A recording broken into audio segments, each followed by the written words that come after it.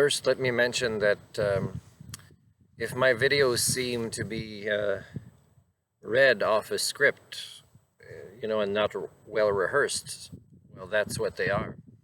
I'm putting the amount of effort in delivery, that reflects my audience. My audience is very, very small, and analytics on YouTube show that hardly anybody listens to the entire video.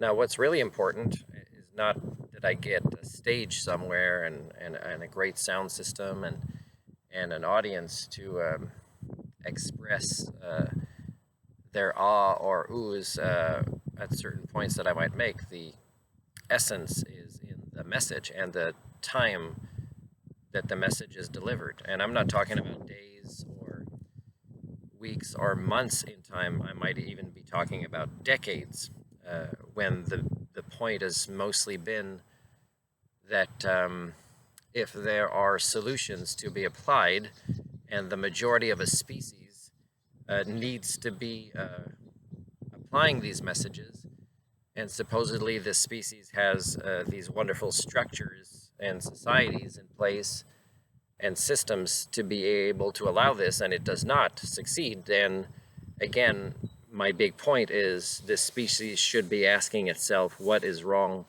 with the functioning of its own mind. That is the big point.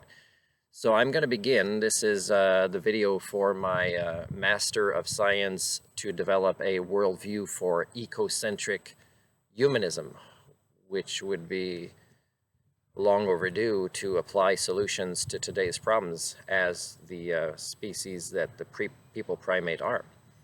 So this is called ECO 620, May 1st, 2020. In this YouTube video that I have promised to record every month, I will, again, have to discuss topics not necessarily related to my course on how to develop such a worldview that could have helped the people primates better mitigate not only their current, but also their largely more challenging upcoming crises. Still, to this day, I have no students for this program that is free from the monetary paradigm perspective and free from collaborations as well with any largely anthropocentric organizations. Indeed, this is the case, although many people do have more time on their hands, and that I can see as well that they are still connected to the internet and conducting their own versions of saving the world business as usual. Note as well that I am no longer attempting to advertise this free community building course online, aside from the fact that it'll continue to be posted on my own public access YouTube channel. My due diligence in attempting to offer this course was indeed already done. My videos will remain on my YouTube channel, ready for the day when the people primates may choose to surprise me with demonstrations of true conviction of the heart. Again, and this is very important, this course video here, this one, for May 1st, 2020, of course, is not what it should be had there have been students to partake in this program. So now let us instead proceed with some more observations about the cultures and societies of the Homo communia, or as I often also call them in more layman's terms, the people primates of this world during this current stage of the history of this earth. My own theory on HSD, which is considered a human domestication syndrome, states that the people primates' minds are now devolved to the point where they cannot use their higher brain functions efficiently as a majority, and can therefore be observed behaving only in ways that barely deviate from what is the norm for their own usual domesticated behaviors. I had previously stated that this COVID-19 pandemic, which is currently still being defined only through an anthropocentric worldview, would require and provide for new forms of metapsychology, which I define as observing our own thoughts and feelings from an outside perspective. However, as the people primates already claim the status of sapiens through their immense human chauvinism, they do not currently show signs of increasing their levels of metapsychology. This means that they cannot, at this time, create productive cultural repair projects for themselves. This is very sad to observe if one is an altruistic individual, as they must still first pass these tests as prerequisites to moving on to potential forms of innovative social progress. So then the concept of cultural evolution for the Homo communia, who stand as a species at their very similar and immature stages among their various societies, therefore will still have to continue to remain within the realms of pseudoscience. So for people primates, or if you want to use the word human, cultural evolution is a concept that is still under the realm of pseudoscience. So, be careful if you meet people that claim to be experts of sustainability, of innovation, of social evolution, be careful. It is not a practice among the species. Still, what I am observing to be happening now is exactly what my theory on HSD has predicted, namely that the people primates cannot deviate from their usual responses in the innovative ways that even this small case of a zombie apocalypse would require. As a Canadian-born people primate myself, but one that now runs on a more Homo sentient sapien operating system, I am currently observing money magically appear from the money tree, but that sadly is only being used to further fund systems that have already been failures, as defined by their very own mandates, values, and mission statements. These include, for example, the medical, the mental health, the K-12, as well as the post-secondary education systems. They also include the military, the law enforcement, the various political systems as well. And this one breaks my heart even more than others, is also the research and scientific communities. I'm not saying that Canadian cultures are the only ones showing these patterns. As I have always said, that HSD, as a cultural form of mental illness, is a global pandemic, and as defined by an ecocentric worldview as well.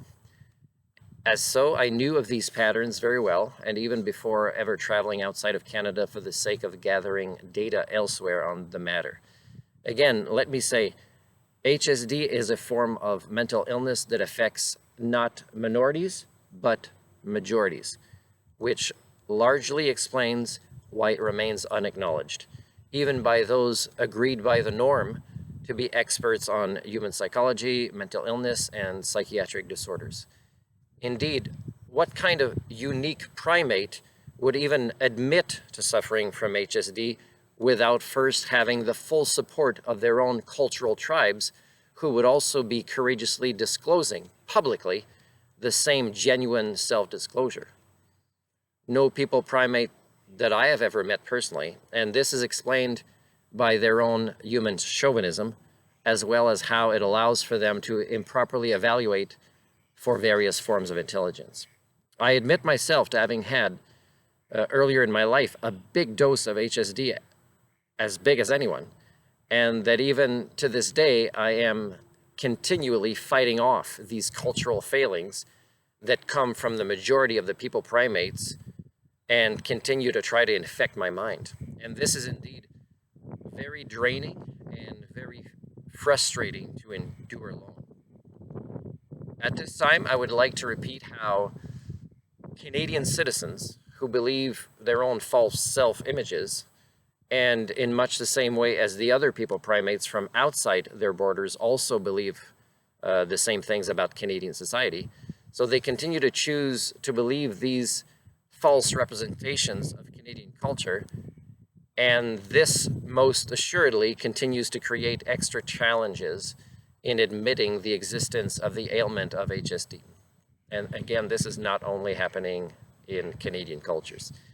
HSD, which constantly affects all people primates around the world, is much like climate change, as it results in many patterns in social systems that have now become so prevalent that they can now only be mitigated. One such cultural pattern is that there is an unspoken rule that one should not challenge the self-image of another, and as a reciprocity, one's own groundless self-image would not be questioned as well. A definition of reciprocity taken from Google is the practice of exchanging things with others for mutual benefit, especially privileges granted by one country or organization to another. This devolving pattern of cultures is observed among most individuals and is quite common and advanced in Canada. Indeed, even if most individuals would admit this to be so and see it as a destructive element as applied to future social health, their very own neural pathways in this regard would be extremely hard to deviate from. It would indeed take a type of courage rarely seen for the overcoming of this destructive flaw in human thinking. This and other similar flawed cultural patterns within Canada will manifest in many ways. Canadian politicians and foreign policy makers alike will see themselves invest increasingly more in certain organizations that cater to what they believe are the relevant concerns of that time. And even while also knowing deep down that these cultures and systems that they are investing in are flawed and show signs of being much more part of the problems than the solutions. I use mental health services as an example here and mention as well irony, which I choose to define in this case as a situation that ends up in quite a different way than what is generally anticipated. In simple words, it is a difference between appearance and reality. So the politicians now know that their own domestication-induced thinking leading to political choices won't work in the long term, and that throwing fast money at something will always result in increased quantity and not increased quality. But still, they continue to demonstrate to someone such as myself that particular look in their eyes where they know that this is not a real solution and that they are genuinely scared, as their very own brains are still capable of knowing that at this time it is not operating as an operating system that simply can't do otherwise but engage in self-sabotage types of behaviors. They simply cannot form thoughts or behaviors consistently as individuals, much less as a culture of public servants, where they could be observed questioning whether money, used as a form of cultural medicine, could ever end up doing anything but more harm in the long term.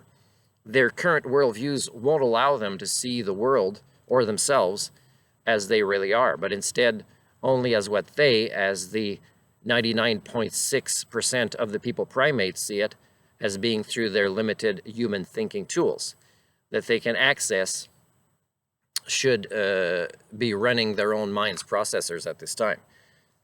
Sadder still, they also unconsciously realize that their good intentions won't always be able to fight off their growing uncertainties about the future. So they know they have good intentions, they know they are making decisions, but they know unconsciously that something is going to prevent them to feel good about themselves and their good intentions, because they will also have growing uncertainties about these decisions.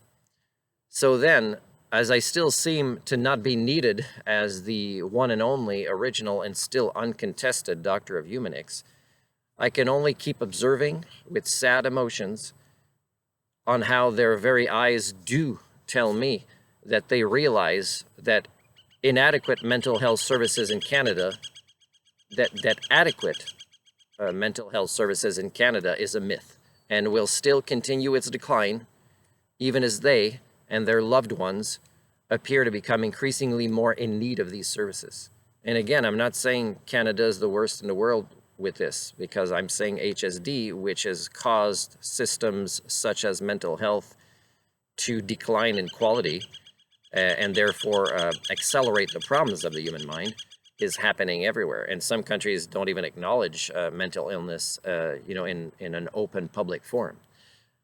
I wish I was allowed to help, and I constantly document and accumulate evidence that shows that I'm trying to help, not just in Canada, but in other countries. And note that I still leave an open offer for my services, not only here in Canada, as HSD is indeed a global pandemic that affects all in very interconnected ways.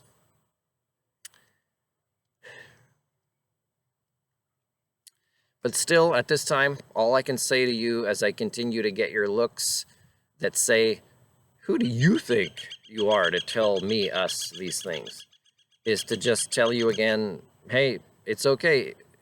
It's your choice. But still, good luck with that, eh, Mr. and Mrs. Homo communia? Good luck with politicians and their affected citizens around the world that see the economy as if it was a real part of the natural world.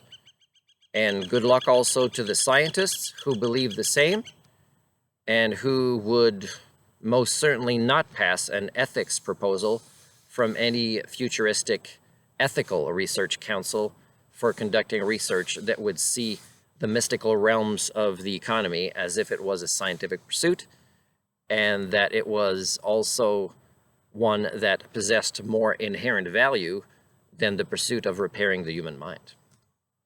I dedicate this video to a supposedly great psychologist associated with a Okanagan University that I have recently interacted with and that enjoys a great professional reputation, but who likely will also eventually get the same look of despair in her eyes sooner rather than later. She is, like most, one who has never understood the true meaning behind the book entitled Zen and the Art of Motorcycle Maintenance.